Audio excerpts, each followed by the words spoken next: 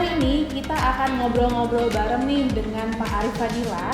Beliau adalah Kepala Seksi dari Seksi Piutang Negara yang ada di KPKNL Purwakarta. Ya, kita berkenalan dulu ya. Selamat pagi Pak Arif. Pagi Mbak Vera. Gimana kabarnya? Sehat, alhamdulillah. Alhamdulillah. Iya, beliau ini seperti yang Bapak-bapak dan Ibu ketahui, ini adalah Kepala Seksi Piutang Negara. Jadi kita tanya-tanya nih, apa sih Pak yang dimaksud dengan piutang negara? Saya taunya piutang bisnis aja Pak. Coba piutang negara itu apa? Ya, baik. Selamat pagi teman-teman semuanya. Baik Mbak Vera. Selama ini kan kita hanya tahu mungkin utang. Ya. Nah, kita sekarang berbicara tentang piutang. Ya. Piutang khususnya dalam hal ini adalah piutang negara. Piutang negara itu adalah jumlah uang yang wajib dibayar kepada negara karena sebab suatu peraturan, perjanjian atau sebab lainnya. Jadi kewajiban seseorang atau badan yang diwajibkan membayar kepada negara. Biasanya piutang negara itu Pak, biasanya kalau yang masuk ke DJKN itu berasal dari mana aja Pak? Apakah dari perbankan atau dari mana aja? Sebelum tahun 2011 kita masuknya dari perbankan. Setelah 2011 masuk dari kementerian lembaga atau badan-badan yang memiliki piutang, mereka bisa menyerahkannya kepada kita. Oh gitu ya, jadi nggak hanya dari perbankan aja ya, tapi kayak misalkan saya waktu dulu tuh pernah dengar kalau di Jawa Barat ada LPDB gitu ya Pak, dari rumah sakit juga bisa ya Pak ya. Atau kementerian lembaga dalam hal ini yang sifatnya TGR, nah itu bisa diserahkan kepada kita. Atau badan layanan yang memberikan sewa terhadap sebuah lahan, misalkan kegiatan ada perikanan atau apa, tetapi yang menyewa tidak sanggup membayar karena sebab ada sebuah perjanjian, maka bisa diserahkan pengurusannya ke PUPN. Oh gitu ya, oke, berarti memang sangat urgent sekali ya. Ya benar. Sih kalau di PN itu biasanya ada apa tuh Pak yang datengin orang-orang tuh kayak centeng-centeng gitu, bagaimana Pak? Kalau istilah kita di sekarang itu pejuang piutang negara. Oh, pejuang piutang negara Bapak Ibu. Pejuang piutang negara. Itu bagian dari piutang atau pengurus piutang negara yang biasa datang menemuin teman-teman atau bapak ibu yang mempunyai piutang kepada negara, itu biasanya kita menyebutkannya sebagai jurusita. Oh iya, jurusita Bapak Ibu ya. Jadi kalau negara Bu ya, pemerintah itu nggak pakai centeng-centeng. Jadi mereka semua berlisensi dan semua itu adalah pegawai ASN ya Pak ya. ASN pemerintah gitu. Oke, siapa saja Pak, siapa saja yang berkaitan dengan piutang negara ini Pak? Baik, piutang negara uniknya, piutang negara itu dikelola oleh panitia, namanya panitia urusan piutang negara. PUPN. Ya, PUPN, yaitu ada di pusat, dalam hal ini diketuai oleh panitia pusat itu ketuanya Pak Direktorat Jenderal PKN Negara, kemudian di Kanwil Pak Kepala Kanwil juga sebagai ketua panitia cabang wilayah. Kemudian untuk ke bawahnya lagi yang vertikalnya ialah KPKNL, anggota panitia cabang. Cabang piutang negara, seperti di kita di KPKNL Purwakarta, kepala kantornya sebagai anggota cabang panitia urusan piutang negara Jawa Barat. Jadi tiap KPKNL itu semuanya ada panitia-panitianya, ada ketua-ketuanya. Kemudian untuk pengurusan piutang negara itu tentu harusnya ada penyerap piutangnya harus ada. Kemudian yang berhutangnya juga ada, kemudian ada juga penjamin piutang juga ada. Kemudian yang paling penting itu adalah untuk melaksanakan sebuah pengurusan piutang negara, itulah yang kita sebutkan tadi jurusita. Dia menyampaikan surat paksa, menyampaikan penyitaan terhadap objek yang dijaminkan oleh debitur. Nah itu semuanya ada di tugas kejurusita piutang negara KPKNL. Oke Pak, untuk tahapan pengurusan piutangnya sendiri Pak di KPKNL seperti apa sih? Tahapannya sama mungkin seperti yang sudah dilakukan oleh kementerian lembaga. Pasti mereka sudah memanggil. Tahapan pertama itu pemanggilan, terus panggilan terakhir ya. Sama kita suratin, kita panggil, panggilan terakhir, kemudian kita sampaikan surat paksa. Jika pada saat pemanggilan itu tidak ada kesepakatan dengan debitur untuk menyelesaikannya kapan, kita akan sampaikan surat paksa. Tidak diselesaikan juga dalam 1 kali 24 jam, kita akan melaksanakan penyitaan terhadap objek yang menjadi jaminan. Kemudian tidak ada penyelesaian juga, maka akan kita tindak lanjuti dengan pelaksanaan penjualan barang jaminan tersebut ya melalui lelang di lelang.go.id.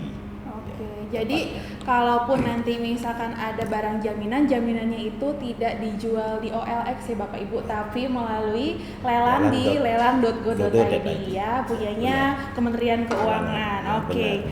Nah, selama menjalankan tugas Bapak sebagai kepala seksi, khususnya kepala seksi PN Pak, khususnya di KPKNL Purwakarta, apa sih, ada yang bisa diceritakan nggak ke kita? Banyak pengalaman-pengalaman kita pada saat pelaksanaan penagihan dalam hal ini, tentu kita menemui banyak karakter debitur, kemudian banyaklah pihak-pihak lain yang juga mungkin bersinggungan dengan debitur. Tapi selama ini dengan pendekatan yang kita lakukan secara persuasif, insya Allah teman-teman debitur menyambut kita dengan baik. Kita memberikan solusi-solusi yang terbaik kepada mereka. Nah, salah satunya itu ya Pak, keringanan utang ya Pak. Benar, itulah. Coba Pak ceritakan sedikit Pak tentang crash program itu.